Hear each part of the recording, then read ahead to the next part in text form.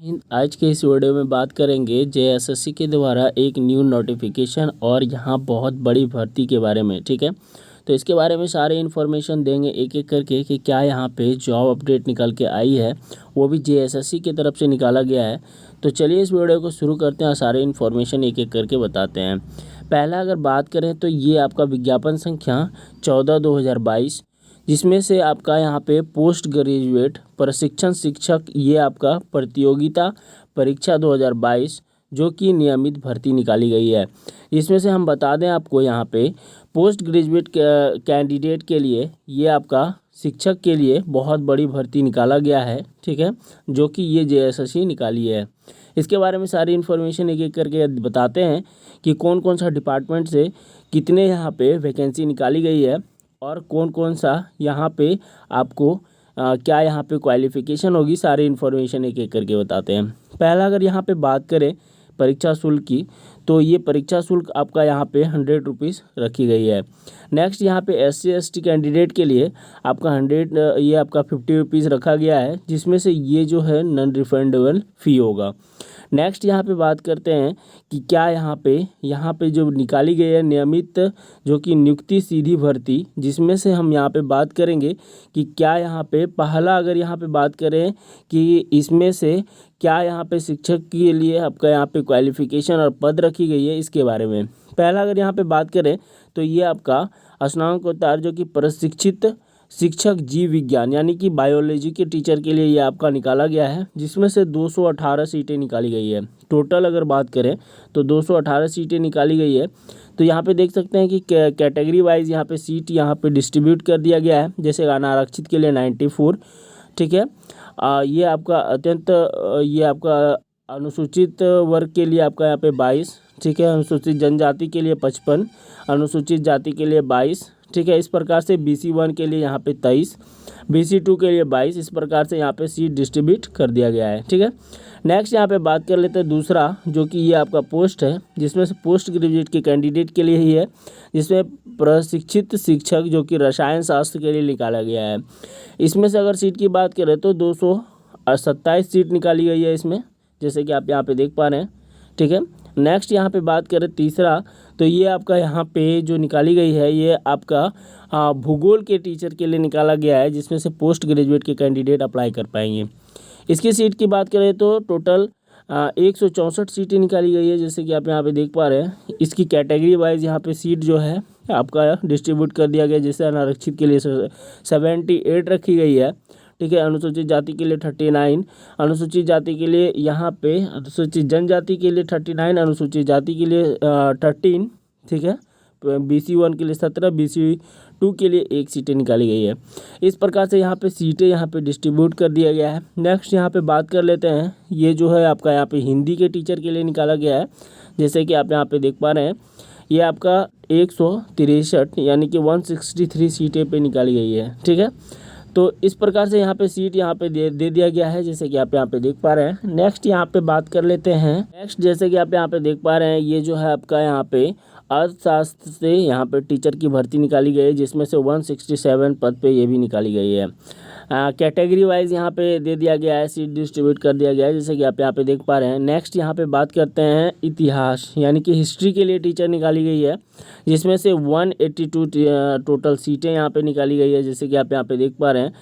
Category wise यहाँ पे seat distribute कर दिया गया है। नेक्स्ट यहाँ पे बात करते हैं संस्कृत के लिए आपका टीचर निकाला गया है, जिसमें से 169 सीटें निकाली गई है, ठीक है, जैसे कि आप यहाँ पे देख पा रहे हैं। नेक्स्ट यहाँ पे बात करें भौतिक शास्त्र के लिए यहाँ पे टीचर निकाला गया है, जिसमें से 251 सीटें यहाँ पे निकाली गई है। ठीक है, कैटेगरी वाइज सीट यहाँ पे दे दिया गया है, जैसे कि आप यहाँ पे देख पा रहे हैं। ठीक है, नेक्स्ट यहाँ पे बात करते हैं गणित के लिए यहाँ पे निकाला गया है, ठीक है, जैसे कि आपको यहाँ पे दिख रहा होगा मैथमेटिक्स के लिए ये 185 सीटें निकाली गई है। ठीक है, नेक्स्ट यहाँ पे बात कर लेते हैं, ये जो आपका निकाला गया है वाणिज्य के लिए निकाला गया है, ठीक है, वाणिज्य के लिए निकाला गया है, जैसे कि आप यहाँ पे देख सकते हैं। टोटल 200 सीटें यहाँ पे निकाली गई है, ठीक है, वाणिज्य के लिए यहाँ पे जैसे कि देख पा रहे हैं, ये आपका कैटेगरी वाइज सीट डिस्ट्रीब्यूट कर दिया गया है। नेक्स्ट यहाँ पे अगर बात करें तो ये जो है आपका इंग्लिश के लिए निकाली गई है, 211 सीटें निकाली गई है, जैसे कि आप यहाँ पे देख पा रहे हैं। नेक्स्ट यहाँ पे बात कर लेते हैं, ये आपका सीमित भर्ती है जिसमें से यहाँ पे कार्यरत टेट शिक्षक के लिए यहाँ पे आरक्षण के लिए दिया गया है, जैसे कि आप यहाँ पे देख पा रहे हैं। तो किस विषय के लिए आरक्षण दिया गया है इसके बारे में बात कर लेते हैं। पहला अगर यहाँ पे बात करें तो प्रशिक्षण, ये आपका शिक्षक जीव विज्ञान के लिए दिया गया है, जैसे कि 73 सीटें यहाँ पे निकाली गई है, जो कि सी टेट, ये आपका टेट के लिए आपका शिक्षक के लिए ये आपका आरक्षण दिया गया है, जिसमें से 73 सीटें यहाँ पे निकाली गई है। उस प्रकार से रसायन शास्त्र के लिए अब यहाँ पे 75 सीटें दी गई है, जैसे कि आप यहाँ पे देख पा रहे हैं, ठीक है। और ये जो है आपका यहाँ पे सिर्फ टेट कैंडिडेट के लिए ये आपका यहाँ पे आरक्षण दिया गया है, जैसे कि आप यहाँ पे देख सकते हैं कि ऊपर लिख दिया गया है, जिसमें से सीमित भर्ती दिए गए हैं, जिसमें कार्यरत जो अभी ऑलरेडी शिक्षक हैं और वो टेट शिक्षक के हैं, तो उसके लिए यहाँ पे आरक्षण दिए जाएंगे, ठीक है। तो ये आपका सीट यहाँ पे दे दिया गया है, जैसे कि आप यहाँ पे देख सकते हैं कि भूगोल के लिए 54 रखा गया है, ठीक है। हिंदी के लिए यहाँ पे 54 रखा गया है, ठीक है। नेक्स्ट यहाँ पे अर्थशास्त्र के लिए अगर बात करें तो ये आपका 55 रखी गई है। इतिहास के लिए 61 सीट रखी गई है। तो संस्कृत के लिए भी यहाँ पे देख सकते हैं कि 58 सीटें रखी गई है, ठीक है। नेक्स्ट यहाँ पे बात कर लेते हैं, ये आपका यहाँ पे भौतिक शास्त्र के लिए 85 रखी गई है, गणित के लिए 63, जैसे कि आप यहाँ पे देख पा रहे हैं। उसके बाद वाणिज्य के लिए आपका यहाँ पे देखते हैं 67 और इंग्लिश के लिए 75 सीटें रखी गई है।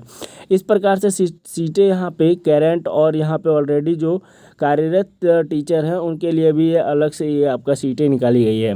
इस प्रकार से यहाँ पे सारी इन्फॉर्मेशन दे दिया गया है, जैसे कि आप यहाँ पे देख सकते हैं, और ये सारी यहाँ पे गाइडलाइंस दिए गए हैं। इसके बारे में और भी इन्फॉर्मेशन देते हैं, जैसे कि आप यहाँ पे देख सकते हैं कि पद का नाम, ठीक है। अगर इसकी वेतन की बात करें तो यहाँ पे वेतन दी गई है कि क्या वेतन होगा। वेतन अगर देख सकते हैं कि ये जो है लेवल 8 होगा और इसकी स्टार्टिंग जो है 47,600 से लेके 1,51,100 रुपीज़ तक ये आपका यहाँ पे वेतन दी गई है, ठीक है।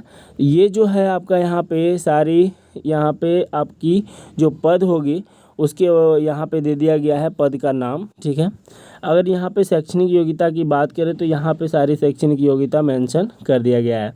तो राष्ट्रीय जो कि आपका यहाँ पे अध्यापक शिक्षक पार्षद, जो कि ये पूर्व प्राथमिक, जो कि ये आपका उच्च प्राथमिक, मध्य और यहाँ पे उच्च प्राथमिक अथवा इंटरमीडिएट आपका स्कूल का या यहाँ पे कॉलेज में शिक्षा अध्यापक तथा शारीरिक शिक्षा अध्यापक के रूप में नियुक्ति हेतु यहाँ पे नियुक्ति होने वाले व्यक्तियों के लिए आपका न्यूनतम योग्यताओं का यहाँ पे निर्धारण विवरण 2014 यथा संशोधन 2000, मतलब ये आपका जो संशोधन किया गया है 2021 किया गया है, ठीक है।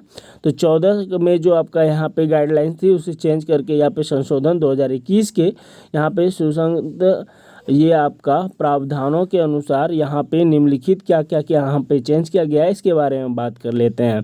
पहला अगर बात करें कि तो यहाँ पे दे दिया गया है कि किसी भी की मान्यता प्राप्त विश्वविद्यालय राज्य से सरकारी यहाँ पे सरकारी विद्यालय में +2 जो है यहाँ पर स्तर पर पढ़ाने वाले शिक्षकों में से नियुक्ति के विषय में कम से कम 50% जो अंक जो है या सहित ये आपका पोस्ट ग्रेजुएट की डिग्री होनी चाहिए, ठीक है। यानी कि 50% की आपके पास यहाँ पे क्वालिफाई आपका पोस्ट ग्रेजुएट डिग्री होनी चाहिए।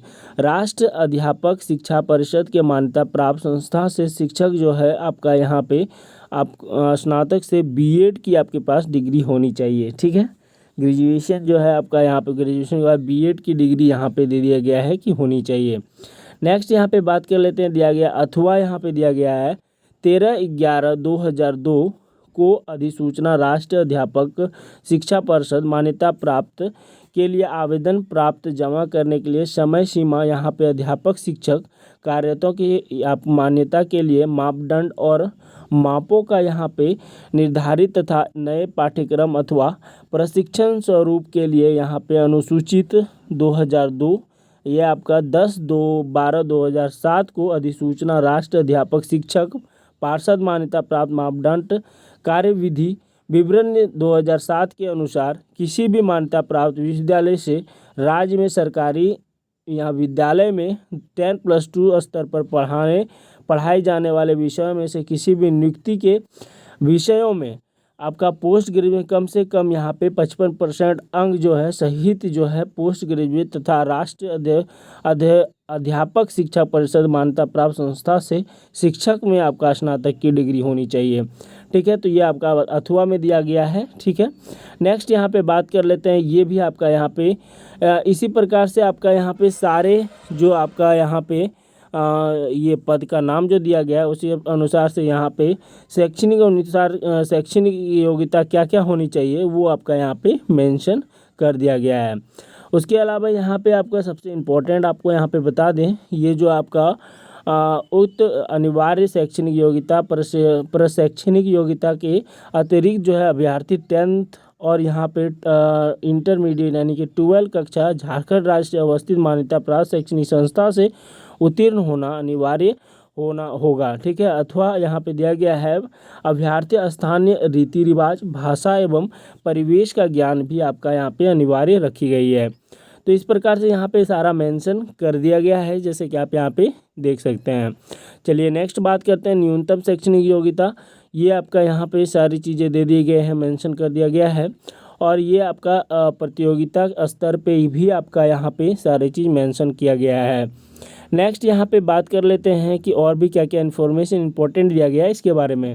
नेक्स्ट यहाँ पे देख सकते हैं कि ये आपका आयु सीमा की अगर बात करें 1/1/2022 के आधार पर ये आपका यहाँ पे की जाएगी गणना। ठीक है, नेक्स्ट ये जो है आपका न्यूनतम 21 वर्ष होना चाहिए और अधिकतम जो है आपका यहाँ पे मेंशन किया गया है। क्या क्या मेंशन किया गया है इसके बारे में बात कर लेते हैं। अनारक्षित एवं आर्थिक रूप से कमजोर स्टूडेंट के लिए 40 किया गया है। अत्यंत पिछड़ा वर्ग BC1 BC2 पुरुष के लिए 42, महिला के लिए 43, अनुसूचित जाति 45, अनुसूचित जनजाति के लिए 45 लिखी गई है। ठीक है, महिला पुरुष दोनों के लिए। इसी प्रकार से यहाँ पे इम्पोर्टेंट सारी गाइडलाइंस दे दी गई है। मैं आपको इसमें सारी इम्पोर्टेंट गाइडलाइन आपको यहाँ पे बता दें ताकि किसी प्रकार की कोई प्रॉब्लम्स आपको क्रिएट ना हो। ठीक है, तो यहाँ पे सारी यहाँ पे देख सकते हैं कि गाइडलाइंस दी गई है। इस PDF को डाउनलोड करना चाहते हैं डिस्क्रिप्शन में लिंक है, वहाँ से टेलीग्राम चैनल को ज्वाइन कीजिए और टेलीग्राम चैनल से इसे आप यहाँ पे डाउनलोड कर सकते हैं। ठीक है, नहीं तो इसके वेबसाइट के थ्रू भी कर सकते हैं, डिस्क्रिप्शन में लिंक दिया गया है, इसके वेबसाइट पे जा करके डायरेक्ट डाउनलोड कर सकते हैं। तो ये जो है ऑनलाइन आपको यहाँ पे आपको भरने के लिए सारी गाइडलाइंस भी यहाँ पे दी गई है। 12 नंबर टॉपिक में सारी चीज़ें दी गई है जैसे कि आप यहाँ पे देख सकते हैं। 13 नंबर में हम यहाँ पे बताएंगे कि क्या यहाँ पे इम्पोर्टेंट्स ये सारी गाइडलाइंस यहाँ भी दे दी गई है जैसे कि आप यहाँ पे देख सकते हैं। ठीक है, नेक्स्ट यहाँ पे सारी ये जो आपको बता दें कि कब से आपकी फॉर्म फिलअप होगी इसके बारे में। तो ये आवेदन प्रक्रिया पूर्ण करने की जो यहाँ पे विभाग तिथि दी गई है जैसे कि रजिस्ट्रेशन करने अथवा सूचना दर्ज करते हुए 25/8/2022 को से लेकर के 23/9/2022 तक मध्यरात्रि तक आपका रजिस्ट्रेशन होगा। परीक्षा शुल्क भुगतान करने की जो तिथि है वो 25/9/2022 मध्यरात्रि तक होगी।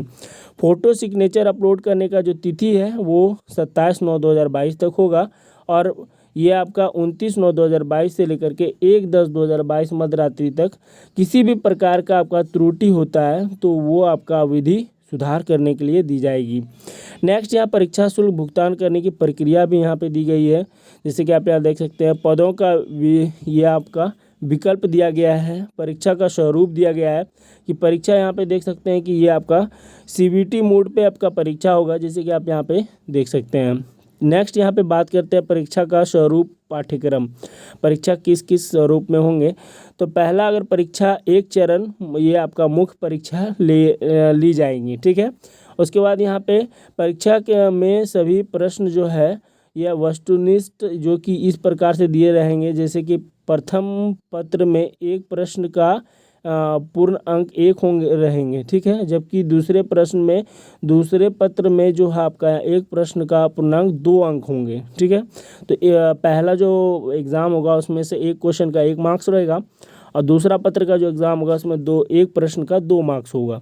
इस प्रकार से यहाँ पे सिलेबस भी दे दिया गया है कि क्या क्या यहाँ पे पूछे जाएंगे। मुख्य परीक्षा में विषय एवं पाठ्यक्रम दिए गए हैं, जैसे कि पत्र फर्स्ट में ये सामान्य ज्ञान हिंदी भाषा की आपका यहाँ पे परीक्षा जो है 100 मार्क्स के होंगे। उसके बाद पत्र 2 में आपका यहाँ जिस विषय में नियुक्ति होगी उस विषय में आपका यहाँ पे 300 मार्क्स के अंक के एग्ज़ाम होंगे। उसके बाद सामान्य ज्ञान हिंदी भाषा का ये आपका परीक्षा होंगे, जिसमें से सामान्य ज्ञान पूछे जाएंगे। तो ये सारे सिलेबस यहाँ पे मेंशन कर दिया गया है, जैसे कि आप यहाँ पे देख सकते हैं। आई होप सारी चीज़ें समझ में आ गई होगी। मैंने आपको यहाँ पे सारे इंपॉर्टेंट्स इसके बता दिए हैं कि कैसे आपको यहाँ पे अप्लाई करनी है, क्या अप्लाई करने की प्रोसेस है और कौन कौन अप्लाई कर सकते हैं, क्या शैक्षणिक योग्यता होगी। आई होप सारी चीज़ें समझ में आ गई होगी। किसी प्रकार की कोई डाउट्स प्रॉब्लम हो आप मुझे कमेंट बॉक्स में कमेंट कर सकते हैं। आज के लिए इन्फॉर्मेशन इतना ही था। धन्यवाद।